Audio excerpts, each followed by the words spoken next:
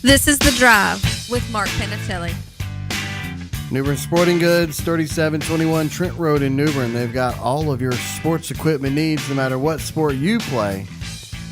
Screen printing, embroidery, plaques and trophies, and so much more. Stop by and see the good folks at New Bern Sporting Goods today.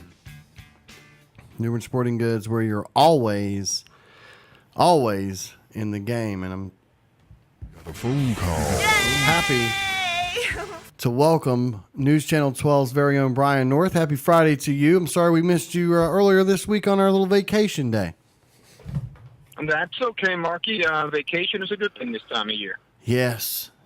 I've been telling Sam about this don't rush this football season thing. He's already starting to talk about, come on, football. And I'm like, no, stop. Youthful exuberance. Yeah, that youthful exuberance gets you into trouble every time. Next thing you turn around, you're 48 years old with a mortgage to pay and wondering what the heck happened to your life. So, no.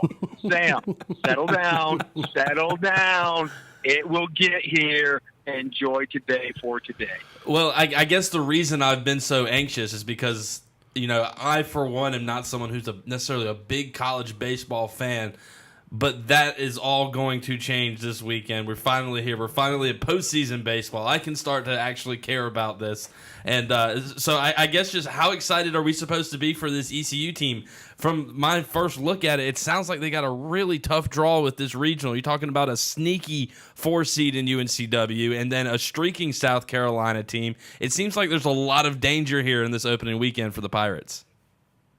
Outside of Florida and UNC, I don't know of anybody who has an easy regional. I mean, college baseball, unlike college football, there's a lot less disparity between the haves and the have-nots.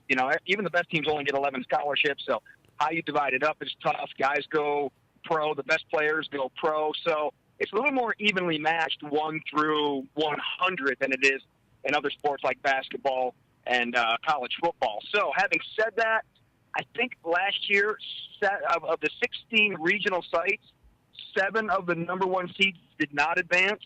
So you're telling me there's a chance for 2s and 3s, and sometimes you to go through another. So, ECU, this is not a case start. UNC Wilmington, hot, coming off of a CAA championship, and they're not afraid of ECU. They played them tight both times they played them this year. South Carolina is one of the hottest teams in the nation right now. And Ohio State, not great defense, but they can hit the ball. So if they play any kind of defense, Ohio State could even pull off some upsets in this deal. So pretty tough regional, but the neat thing is the enthusiasm for the rarity of a regional on campus at ECU. Every session, every game sold out, so people are going to be pretty jacked up. College baseball, when it gets to this level, is fun. The players start doing goofy, fun stuff in the dugouts and with their hair, and it just kind of it gets you kind of wrapped up. You don't have to invest in the first 50-something games of the season, but once you get into the postseason, it turns into a lot of fun. And I think for the fan of this weekend has that we talk about that opening weekend of March Madness, where there's so many games, and that if you're a college baseball fan, this is one of the greatest weekends ever because there are so many games going on. I know a lot of fans are going to go to the games, but if you're one of these just sitting on your couch or sitting in front of the computer or whatever, I mean, there's just if you love college baseball, there is a ton of it on, and of course with the stakes, it has that sort of March Madness feel with teams getting eliminated as these games roll through. The only difference is double elimination. So if your team missteps once, you have another chance. So if you're doing barbecue, well, it's been a great season. Then you move on to summer vacation and start thinking about football like Sam. But it is a lot more fun. And look, a lot of people want to go to the beach this time of year and sweat in the hot sun. Well, instead of going and getting sand all into your stuff, you can just go sit in the bleachers and have the same sweaty experience. And it's fun. It's almost like a warm-up for college football in the tailgating aspect, the party aspect, the hanging out all weekend sort of aspect. So I think that's where the fans really gravitate to it because they're already in summer mode.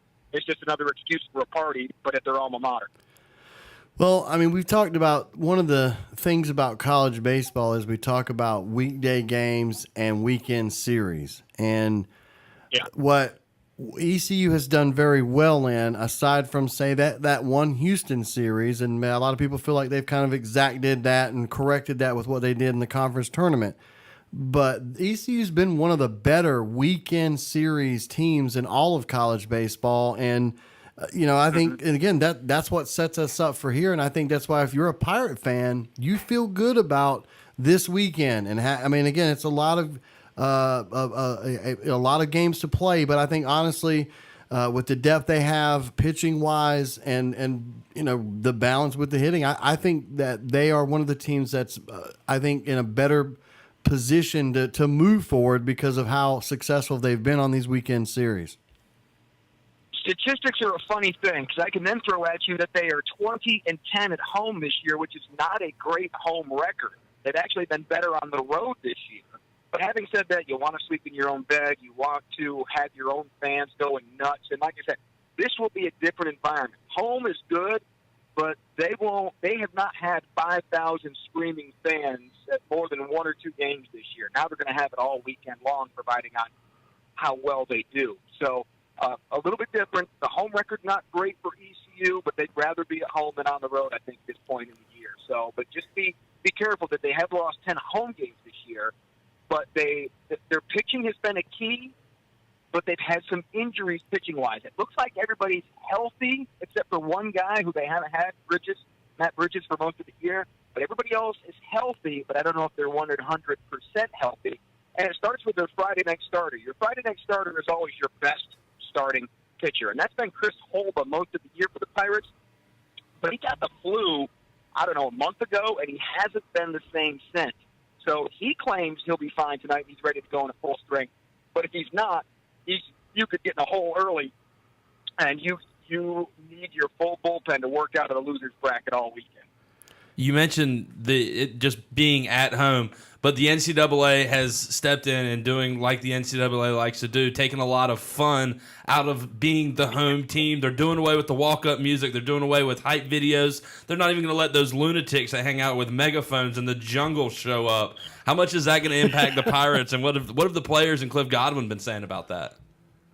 Well, it doesn't impact the NCAA tournament when they do those things, right? So fans will still be there and enthusiastic. They'll just have to be a little more creative. What you lose is some of your things you're used to seeing, like the megaphone guys or the LeClaire lunatics. They can't do the things they're used to, but they will still have their presence known there. Walk-up music, I don't know. Does that matter? You don't get it on the road, and ECU, again, had a great road record. So it's different. But ultimately, I think the players are so focused on the games, I don't think they notice it. They changed the fan experience a little bit. But again, you're packing 5,000 people into a place that's not used to that. I think that'll more than make up for the uniqueness of some of the things we see from the fans throughout the year. Well, the one thing we do know is that it's sold out. So if you had some harebrained notion that you're going to get a seat in there, good luck. You can get it, I think, on ESPN or ESPN3.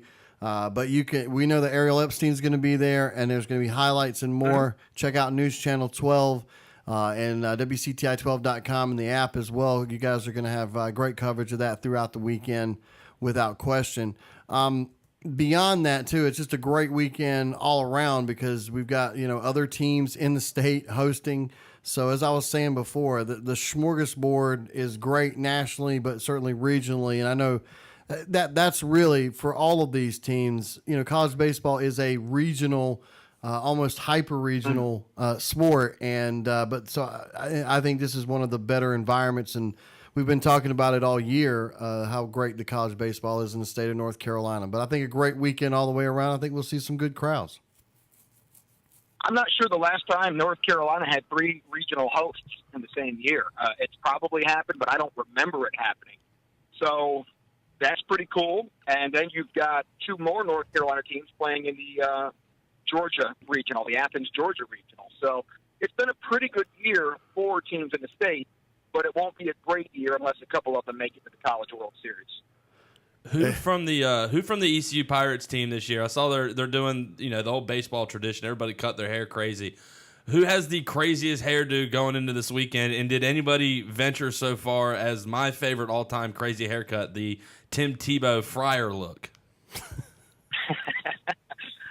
not everybody did it. It wasn't one of those team bonding things. It was a few guys who wanted to do it to kind of loosen up and have fun. I guess as this younger generation is more protective of their hair.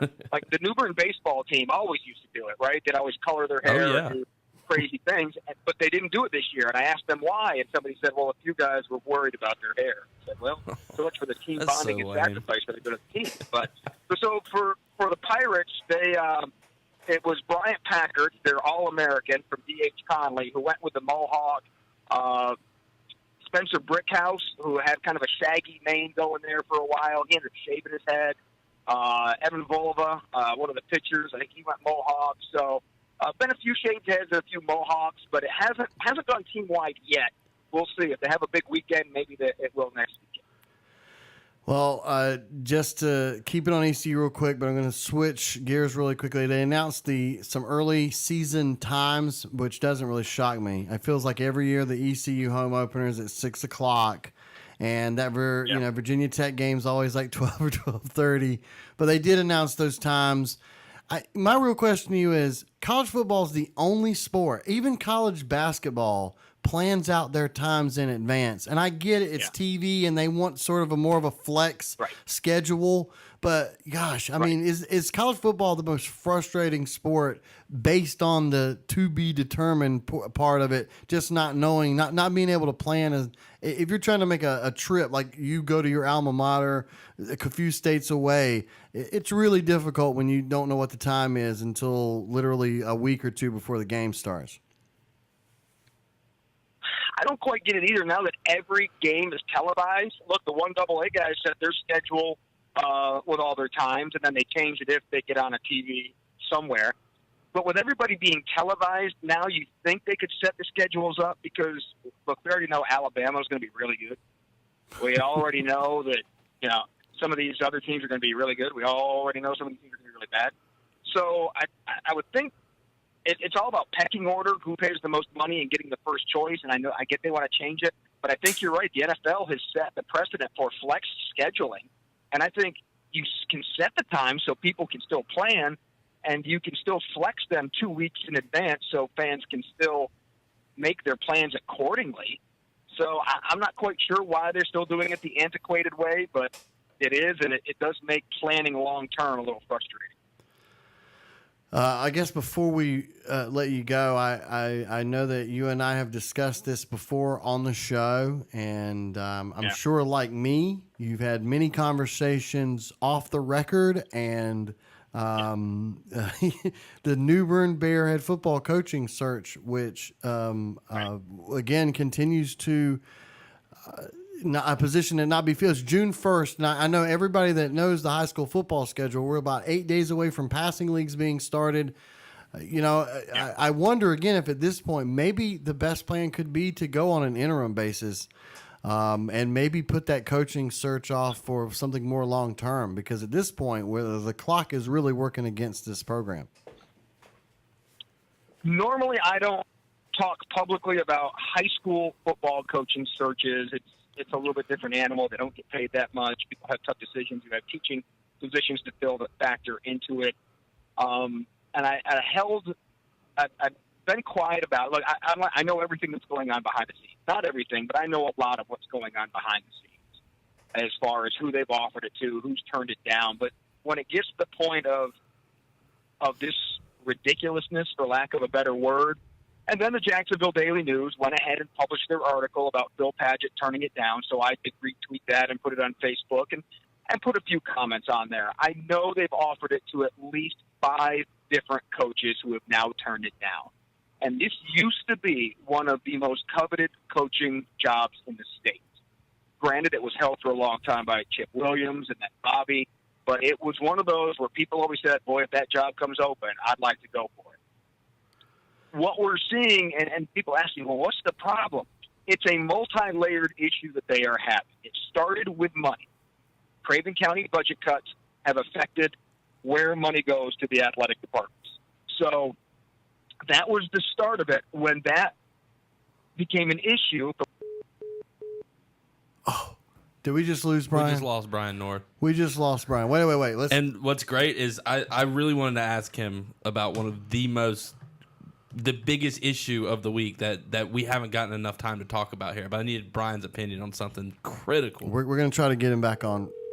I know we probably need to take a break too, don't we? Right. Okay. Well, let's see. We're gonna try to. Brian. Dang it! Sorry, man. All right. Freaking Well, suck.